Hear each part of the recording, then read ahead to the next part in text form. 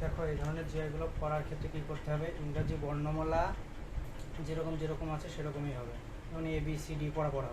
দেখো তাহলে আমরা গুণি প্রথমে এটার থেকে দেখবো। দেখো জির পরে কী হয় এইচ, তারপরে কী হয় আই, জি এইচ আই একটা পেয়ে গেছি, মানে জির এক ঘর পরে আই হয় একটা পেয়ে গেছি।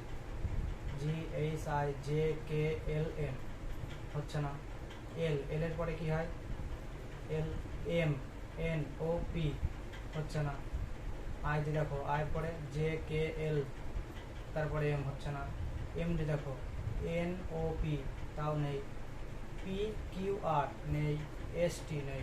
আবার উল্টো দিক থেকে দেখবো, দেখো E F G H I দেখো আর একটা পেয়ে গেছি, এস ডি দেখো S T U V W x হচ্ছে না, পি কিউ আর এস হচ্ছে না, এম দেখো এন ও পি নেই, আই জে কে নেই, এল এম নেই। তাহলে আমরা কটা পাচ্ছি? দুটো।